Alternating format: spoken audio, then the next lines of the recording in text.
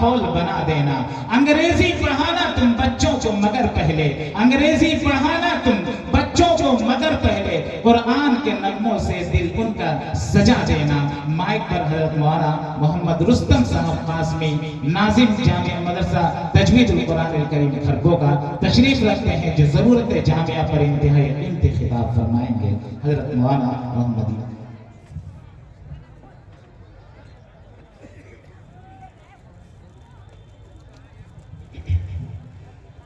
السلام علیکم ورحمۃ اللہ وبرکاتہ. حامدوا ومصلیا اما بعد. قال النبی صلی اللہ علیہ وسلم طلب العلم فریضۃ علی کل مسلم، او کما قال النبی صلی اللہ علیہ وسلم. ہمارے بہت ہی قابل قدر استاذ محترم جو آج کے اس اجلاس کی صدارت فرما رہے ہیں، ہمارے مربی بھی ہیں، ہمارے مشفق اور کرم فرما ہیں، اور ان کی شہرگاہی دعاؤں کے نتیجے میں آج جو بھی چھوٹا موٹا کام کرنے کا اتفاق ہو رہا ہے یہ انہی اساتذہ کرام کی دعاؤں کا نتیجہ ہے، ورنہ آ کر کچھ بھی نہیں ہے. اور ڈائز پر بہت ہی معتبر قابل قدر علماء کرام اور سامعین اعظام، آج دل بھر آتا ہے جامعۃ القاسم للبنات کو دیکھ کر. یہ جامعۃ القاسم للبنات یہ 1-2 سال کا پلان اور پروگرام نہیں ہے، بلکہ جامعہ کے بانی اور ان کے رفقائے کار نہ جانے کتنی راتوں کو قربان کیا ہے، کتنی نیندوں کو قربان کیا ہے، اور نیندوں کو جو ہے حرام سمجھا ہے، اور اللہ کے دربار میں رو رو کر کے اس کے لیے دعائیں مانگی ہیں. دوستو، مجھ کو یاد آتا ہے کہ جس وقت میں نے مدرسہ تجوید القرآن الکریم میں ایک جلسہ دستار بندی سن 2013 میں کروایا تھا، اس موقع پر بانی جامعہ اور ہم دونوں جب اس پروگرام کو، پہلا پروگرام تھا، بہت خوشی ہو رہی تھی، اور اللہ تبارک و تعالیٰ کے دربار میں ہمارے پاس کوئی ایسا سر اور پیشانی نہیں تھا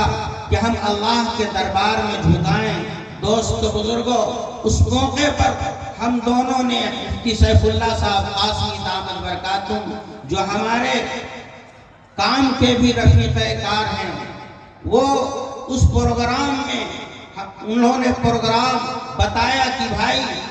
ہم یہ چاہتے ہیں کہ جس طریقے سے مدرسہ تجوید القرآن الکریم کا ایک تصحیح قرآن کریم کا ایک نظام تم نے شروع کیا ہے اور ایک نظام چلایا ہے، اور یہاں کے بچوں کو بہترین قرآن کریم کا حافظ بناتے ہو، میں یہ چاہتا ہوں کہ اسی طریقے سے اپنے علاقے میں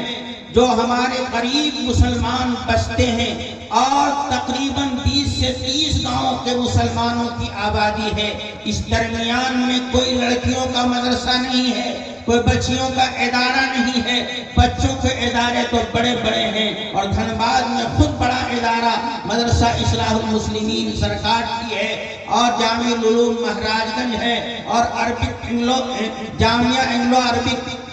آملہ ٹاڑ ہے، اور بڑے بڑے ادارے ہیں. لیکن غریب مسلمان بچیوں کے لیے کوئی ایسا ادارہ نہیں ہے جہاں پر غریب کسان مزدور لوگ اپنے بچیوں کی تعلیم دلا سکے. ہم لوگوں کو یہ کام کرنا چاہیے.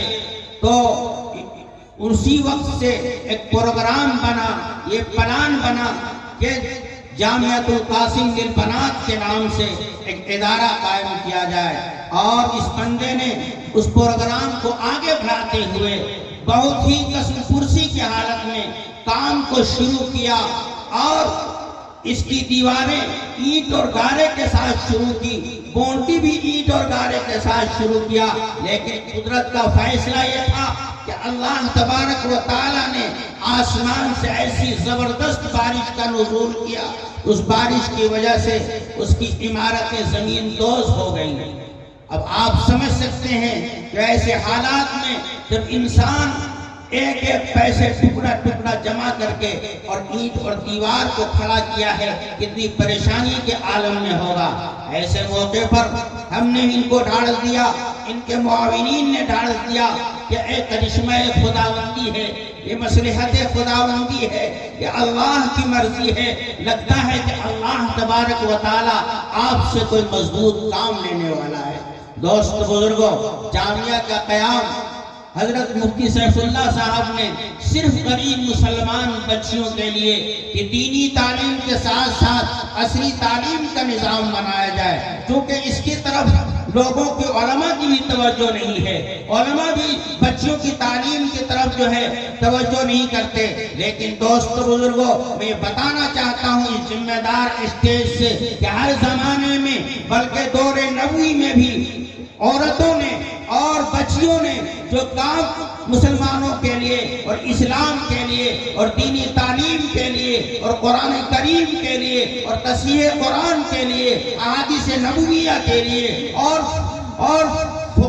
فقیہ ایسے فقہا پیدا کیے ہیں دوستو بزرگوں، جو اس کی نظیر آج دنیا پیش نہیں کر سکتی ہے۔ ام المومنین حضرت عائشہ صدیقہ رضی اللہ تعالیٰ عنہ، جن کو آقا مدنی صلی اللہ علیہ وسلم سے 2210 حدیثیں جن سے روایت ملتی ہیں دوستو بزرگوں، وہ حضرت عائشہ صدیقہ رضی اللہ تعالیٰ عنہ جو ہم سب کی ماں ہیں، جو بڑے بڑے صحابی اور صحابیات اور تابعین اور تابعات نے علم حدیث حاصل کیا ہے دوستو بزرگوں، اس میں سے 67 عورتیں ہیں جنہوں نے حضرت ام المومنین عائشہ صدیقہ رضی اللہ تعالیٰ عنہ سے حدیث پاک پڑھی ہیں۔ دوست بزرگوں، اس طریقے سے بے شمار عورتوں کی تاریخ رقم ہے، اس کی طرف میں جانا نہیں چاہتا۔ اس جامعہ کی ضرورت جس طریقے سے انہوں نے سمجھا ہے، آپ تمامی مسلمانوں سے میں اپیل کروں گا کہ آپ اپنی بچیوں کو ناخواندہ نہ رکھیں، اپنی بچیوں کو علم کے زیور سے آراستہ کریں اور علم کے زیور سے مزین کریں کہ آپ کا بچی، آپ کی بچیاں بھی ایک بہترین ماں بنے، سماج سدھارنے کے لیے، ایک خاندان بنانے کے لیے ایک بہترین بیٹی بن کر کے جائے۔ دوست بزرگوں، میں دل سے دعا کرتا ہوں کہ جامعہ کے بانی کو اللہ تبارک و تعالیٰ اس کے حوصلے کو بلند رکھے اور استقامت نصیب فرمائے، اور اللہ رب العزت جامعہ کو دین دوگنی رات چوگنی ترقی عطا فرمائے۔ انہی چند معروضات پر میں اپنی بات ختم کرتا ہوں۔ وما توفیق الا باللہ۔